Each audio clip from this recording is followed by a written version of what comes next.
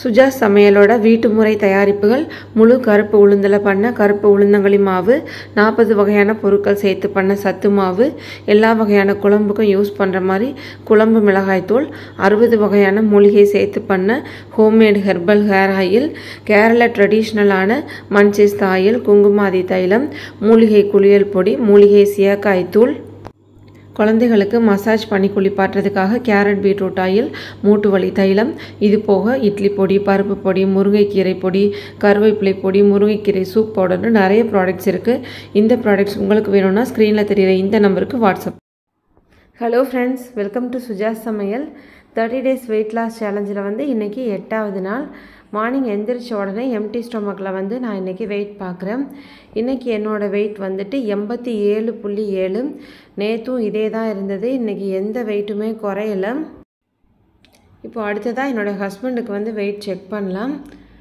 இன்றைக்கி அவரோட வெயிட் வந்துட்டு 82.6. நேற்றும் அவருக்கு இதே வெயிட் தான் இருந்தது. இன்றைக்கி எங்கள் 2 பேருக்குமே வெயிட் வந்து ஒரு 100 கிராம் கூட குறையலை.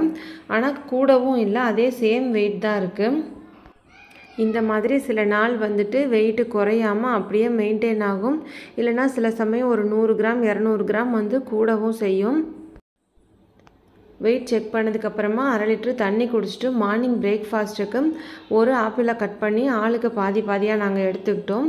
அடுத்தது பார்த்திங்கன்னா 11 மணி போல் பூசணிக்காய் ஜூஸ் வந்து போடலாம் அப்படின்னு சொல்லிட்டு இப்போ ரெடி பண்ணி போட்டுட்ருக்கோம்.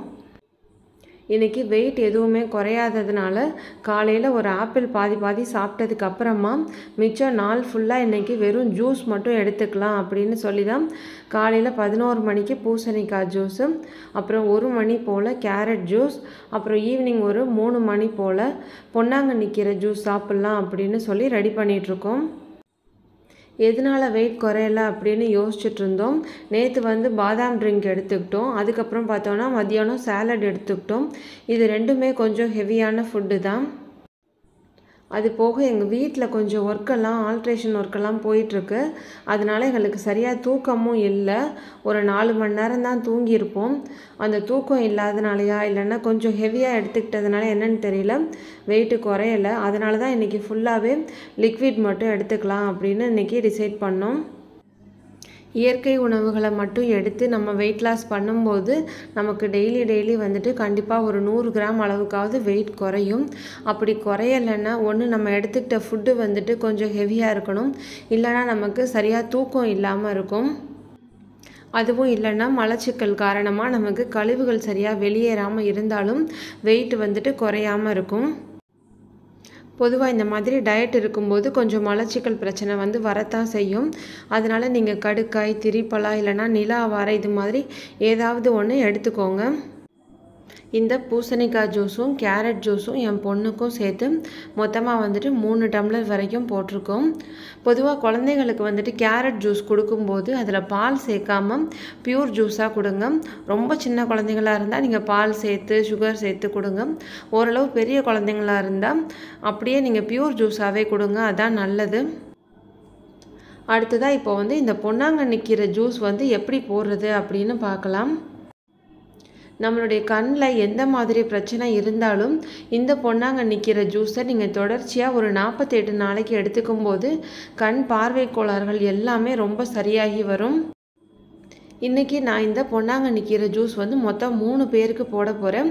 அந்த அளவுக்கு தான் வந்து எடுத்து வச்சுருக்கேன்.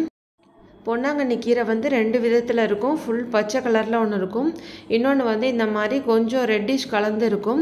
இந்த 2 வகையான கீரையில் உங்களுக்கு எது கிடைச்சாலும் நீங்கள் எடுத்துக்கோங்க. பொன்னாங்கண்ணி கீரை ஜூஸ் போடும்போது ஒரு கைப்பிடி அளவுக்கு கருவேப்பிலையும் சேர்த்துக்கோங்க. இந்த பொன்னாங்கண்ணியும் வெறும் கருவேப்பிலையும் மட்டும் அரைச்சி நம்ம குடிக்க முடியாது, ரொம்ப கஷ்டமாக இருக்கும்.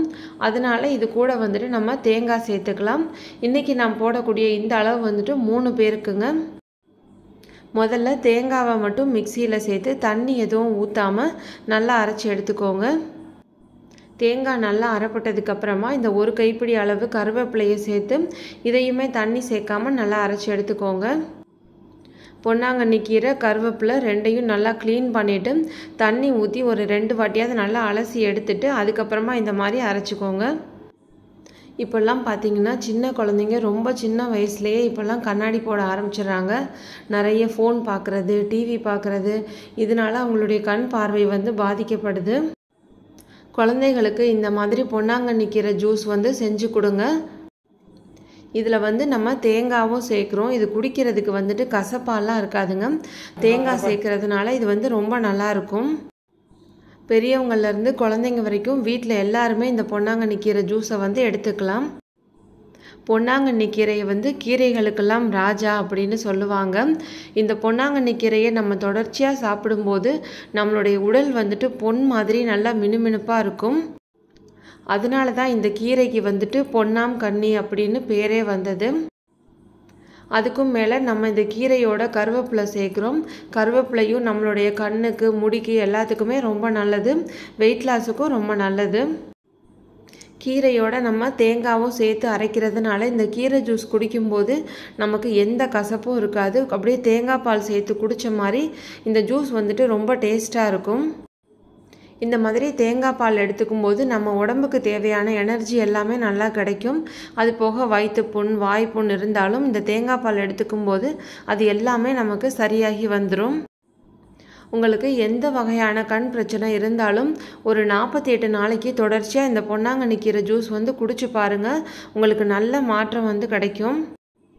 இப்போ இந்த பொன்னாங்கண்ணி கீரை ஜூஸில் வந்துட்டு நாம் இனிப்புக்காக ஒரு 3 ஸ்பூன் அளவுக்கு நாட்டு சர்க்கரை வந்து நான் சேர்த்துக்கிறேன்.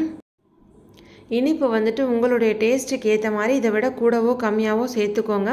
நான் 3 பேருக்குங்கிறதுனால 3 டீஸ்பூன் வந்து சேர்த்துருக்கேன்.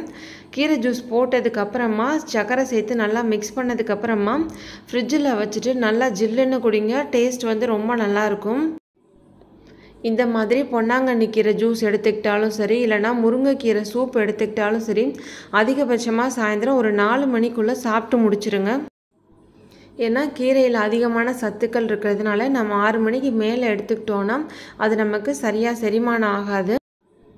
அடுத்ததாக நாங்கள் சாயந்தரம் 6 மணி போல் கடையிலேருந்து ஒரு ஆரஞ்சு ஜூஸ் வாங்கி ஆளுக்கு கொஞ்சம் சாப்பிட்டோம். 9 மணிக்கு போல் வெயிட் லாஸ் பவுடர் வந்து எடுத்துக்கிட்டோம். இன்றைக்கி அவ்வளோதாங்க. இன்றைக்கி இந்த மாதிரி தான் நாங்கள் டயட் இருந்தோம். இந்த வீடியோ உங்களுக்கு பிடிச்சிருந்தா மறக்காமல் ஒரு லைக் கொடுத்து சப்போர்ட் பண்ணுங்கள். தேங்க்யூ.